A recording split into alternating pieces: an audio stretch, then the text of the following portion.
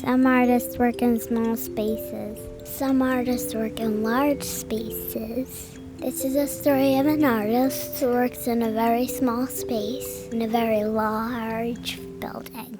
Hi, I'm Steve Light, author and illustrator of Have You Seen My Dragon, Have You Seen My Monster, and Swap. And I love to draw. So this is my studio, and I live in Manhattan, so we don't have big houses. We have little apartments. And so this is actually considered a closet that I'm in. I do like the space because it's my own little space.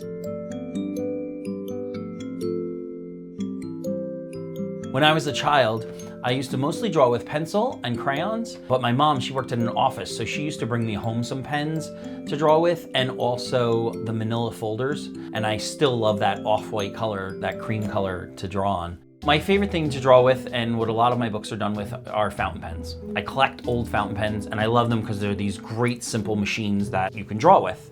So a lot of them have different filling mechanisms to how you get the ink into the pen, and those are a lot of fun. I buy old ones and I fix them up.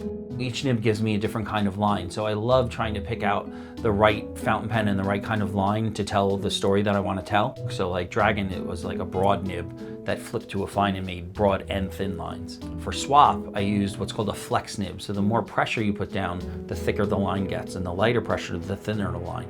So I could get these thick and thin lines, which is great for drawing the sails on the boats and all the rigging and stuff like that.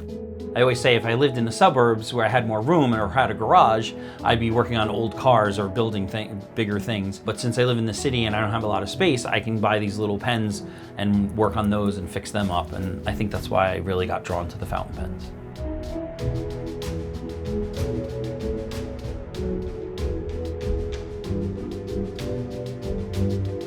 So the best advice that I ever got was to run your own race. And that means to do your own thing. It's all about what you're doing and what kind of things you create and who you are.